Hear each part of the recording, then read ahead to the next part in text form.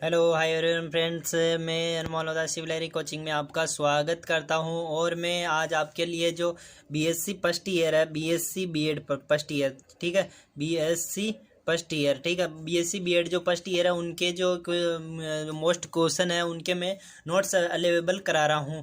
और जिसको भी मेरे इस जो चैप्टर के नोट्स है या पूरी बुक के नोट्स चाहिए तो मेरे यहाँ पे जो स्क्रीन पे मोबाइल नंबर दिए हैं इस पर व्हाट्सअप नंबर कर देना, मैं आपके पीडीएफ डाल दूंगा, ठीक है। तो मैं आज इससे जो ये अपना चैप्टर है, फर्स्ट चैप्टर का है ये इनऑर्गेनिक केमिस्ट्री का, तो इसमें मैं आपको समझाने वाला हूँ कि कौन कौन से क्वेश्चन मतलब इम्पोर्टेंट है, ये सभी चीज़ें मैं बताने वाला हूँ, ठीक है। तो ये इस चैप्टर के मैं ये समझा रहा हूँ।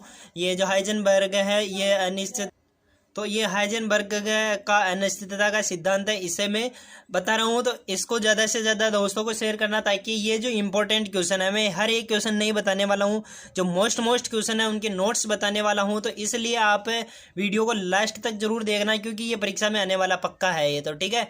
और जो लास्ट तक ये इसी में नहीं है, first year, second year, third year सभी में है ये, इसलिए इसको मैं सही तरीके से आपको समझा दूंगा, ठीक है। तो चैनल पे जो भी नए हैं तो चैनल को सब्सक्राइबर जरूर कर लेना, और सब्सक्राइब के बटन के पास बेल आइकन दिया उसे प्रेस कर लेना, ताकि आपको हर एक नए वीडियो की नोटिफिकेशन आप तक पहुंचती रहेगी, ठीक है। आप बढ़ते हैं अपने चैप्टर की ओर। हाइजेनबर्ग का अनिश्चितता का सिद्धांत, अब ये क्या है, तो इसमें क्या करना है अपन को, पहले तो इंट्रोडक्शन, इसका परिचय लिखना है, ठीक है। किस तरह आपको लिखना है वो भी मैं बता रहा हूँ, ठीक है। तो पहले तो आपको इसका इंट्रोडक्शन लिखना है कि ये है क्या है। तो इसको देख लेते हैं क्या है। इलेक्ट्रॉन की तरंगीय प्रकृति के कारण, अब इलेक्ट्रॉन तरंग के रूप में कार्य करता है, जैसे मतलब कोई तार है उसमें तरंग के रूप में प्रवाहित होता है। तो तरंगीय प्रकृति के कारण उनकी सही स्थिति तथा संवेग को एक ही साथ अर्थात एक ही समय पर ठीक ठीक निर्धारण करना संभव नहीं होता है। इसके लिए हाइजेनबर्ग ने सन 1927 में एक थ्योरी का प्रतिपादन, एक सिद्धांत का प्रतिपादन किया, जिसे अनिश्चितता का सिद्धांत कहते हैं। तो मतलब में जो इलेक्ट्रॉन की तरंगीय प्रकृति होने के कारण उसके जो संवेग और उसकी स्थिति है भाई, जैसे इलेक्ट्रॉन कभी, अब जैसे यहाँ पे इलेक्ट्रॉन है, यहाँ से इलेक्ट्रॉन थोड़ा यहाँ पे जा गया, तो जैसे इलेक्ट्रॉन तार में आगे बढ़ता जाता है तो उसके जो संवेग है, गति है, तो उसके कारण उसकी निश्चितता मतलब वह कहाँ पे रहने वाला, इसलिए अनिश्चितता रहती है, इसलिए इसका हाइजेनबर्ग का सिद्धांत आया है, ठीक है। ये जो आप डी ब्रोगली का सिद्धांत भी जो पढ़ेंगे ना, तब ये जल्दी से आपके समझ में आ जाएगा।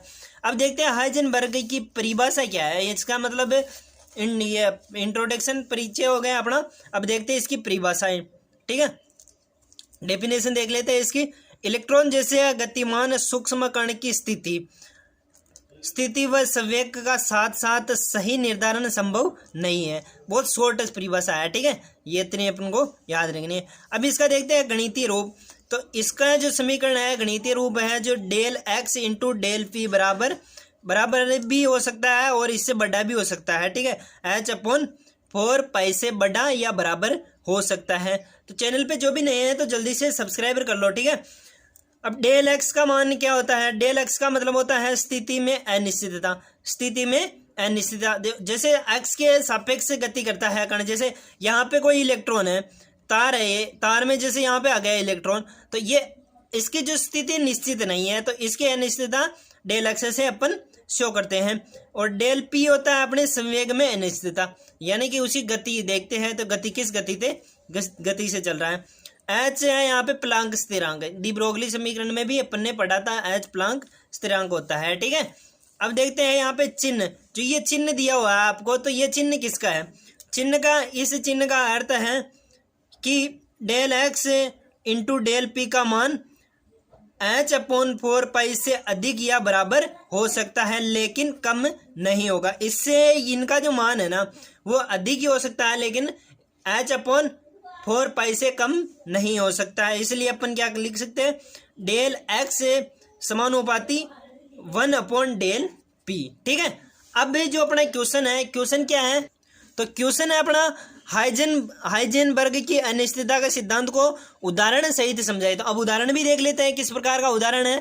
ऐसे ही क्वेश्चन किस प्रकार से बनने वाला, हाइजेनबर्ग की अनिश्चितता के सिद्धांत को उदाहरण सहित समझाए, ऐसा आपके परीक्षा में आने वाला है। तो अब इसका जो अपन ने थ्योरी पढ़ी ली है, थ्योरी क्या है कि मतलब यहाँ पे बस इतना ध्यान रखना तुमको कि स्थिति और संवेग को एक साथ नहीं देखा गया, इसलिए इस सिद्धांत का प्रतिपादन किया गया। बस ज़्यादा कठिन वाली बात है नहीं है इसमें। और ये जो आपको ये फॉर्मूला याद रखना, del x into del p बड़ा या बराबर हो सकता है h/4 से, और h/4 से इसका मान कम नहीं हो सकता है। ठीक है, अब देखते हैं इसका उदाहरण किस प्रकार ये बना है। ठीक है, तो अभी इसका उदाहरण मतलब एग्जाम्पल देख लेते हैं अपन। एग्जाम्पल मतलब जैसे इसको किस प्रकार बनाया गया है, क्यों ये किस काम में आता है, इसका अपन देख लेते हैं एक बार। ठीक है, जो ये हाइजेनबर्ग है, वैज्ञानिकों ने किस प्रकार इसका प्रतिपादन किया, किस प्रकार उपयोगी हो सकता है, क्यों बनाया गया है, इसका कारण इसमें देखने वाले हैं अपन। और जो भी चैनल पे नए हैं सब्सक्राइब जरूर कर लेना। और ये जो जिसको भी इसकी PDF चाहिए ना, तो इस या मेरे डिस्क्रिप्शन बॉक्स में या तो आप व्हाट्सएप नंबर लिख के या यहाँ पे कमेंट्स बॉक्स में नंबर लिख के भेज देना आपके मोबाइल नंबर, या फिर यहाँ पे स्क्रीन पे दिए हुए इन पे मैसेज कर देना, व्हाट्सएप मैसेज में आपको इसकी PDF अवेलेबल करा दूंगा। ठीक है, तो यह हाइजेनबर्ग की अनिश्चितता का सिद्धांत को किस प्रकार उदाहरण क्या है, हाइजेनबर्ग के अनिश्चितता के सिद्धांत को ठीक प्रकार से समझने के लिए कक्षा में घूमते हुए इलेक्ट्रॉन के संवेग तथा स्थिति की समीक्षा करनी चाहिए। अब जैसे आपने पहले इसका दूसरे वैज्ञानिक जैसे रदरफोर्ड हुए, अपने जो पहले जो डी ब्रोगली हुए, इन्होंने जो परमाणु को जैसे इलेक्ट्रॉन जो कक्षा में चक्कर लगाते हैं इनके बारे में बताया, लेकिन उन्होंने उनके चक्कर लगाते हैं तो उनकी स्थिति को निश्चित नहीं माना गया है कि कहाँ पे इसकी स्थिति है। ठीक है, उसी स्थिति को पूरा सही तरीके से समझने के लिए हाइजेनबर्ग का सिद्धांत, अभी हाइजेनबर्ग का सिद्धांत भी अभी कंप्लीट नहीं है। इसके बाद आएगा अपने श्रोडिंगर का नियम। श्रोडिंगर का नियम इसको पूरा सही समझा पाएगा, क्योंकि ये वैज्ञानिक का जो रूल है ये चलता गया, आगे से आगे बढ़ता जाता है। ठीक है, तो ये आ गया होगा समझ में पहला पॉइंट। ठीक है, घूमते हुए इलेक्ट्रॉन के संवेग की स्थिति की समीक्षा करनी चाहिए। ठीक है, अब जैसे इसमें समझाया गया है कि जैसे कोई, इसको चित्र को बाद में देखना, एक बार इसको पढ़ लेते हैं अपन। इस इलेक्ट्रॉन की स्थिति को ज्ञात करने के लिए एक ऐसा विशेष प्रकार का सूक्ष्मदर्शी होना चाहिए जिसमें इलेक्ट्रॉन दिखाई दे, यानी कि अपन को सूक्ष्मदर्शी की आवश्यकता पड़ती है। सूक्ष्मदर्शी मतलब माइक्रोस्कोप, आपको पता होगा, आपने देख लिया होगा। ठीक है, माइक्रोस्कोप आप जानते होंगे, लेकिन जो आपको पता है कि जो छोटी चीज़ें होती है, जो सूक्ष्म चीज़ें होती है, उनको अपन को देखने के लिए माइक्रोस्कोप की आवश्यकता होती है। क्या कभी अपन को तार में कोई इलेक्ट्रॉन जाते हुए दिखेगा क्या? नहीं दिखते हैं ना, तो उनको देखने के लिए सूक्ष्मदर्शी की आवश्यकता होती है। ठीक है, यहाँ पे दूसरा पॉइंट है ये। तीसरा पॉइंट देखते हैं, कोई भी कण तब भी दिखाई देता है जब वह अपनी सतह से प्रकाश का परावर्तन करता है, अपनी सतह से प्रकाश का परावर्तन। अब जब अंधेरे में कोई भी वस्तु अपन को दिखाई नहीं देती है, क्यों नहीं दिखाई देती है? अंधेरे में वस्तुएं, जैसे अभी अपन इसको देख रहे हैं, जैसे इसको पढ़ रहे हैं, इसका प्रकाश आ रहा है, इस पे पड़ रहा है, और इसका प्रकाश अब इसमें आके और अपनी आंखों में आ रहा है, जब जाके अपन को ये वस्तुएं दिखाई दे रही है। तो इस प्रकार ये तीसरा पॉइंट है, कोई भी कण दिखाई नहीं देता है जब तक उस पर प्रकाश का परावर्तन नहीं होता है। ठीक है, अब देखते हैं इसका चौथा पॉइंट। 3 पॉइंट समझ में आ गए होंगे। चौथा पॉइंट अतः, अब इनके सभी की जो पढ़ा है उनकी सभी की ये मतलब शॉर्ट डेफिनेशन है इसके। ठीक है, अतः इलेक्ट्रॉन पर जब ऐसी किरणों का फोटोन पढ़कर परावर्तित, अब ये चित्र समझ में आ जाएगा आपको इस पॉइंट से। ठीक है, अतः इलेक्ट्रॉन पर जब ऐसी किरणों का फोटोन पढ़कर परावर्तित होता है जिसमें बहुत ऊर्जा होती है, उसकी टक्कर से इलेक्ट्रॉन का संवेग परिवर्तित हो जाता है और संवेग की अनिश्चितता बढ़ जाती है। कहने का तात्पर्य है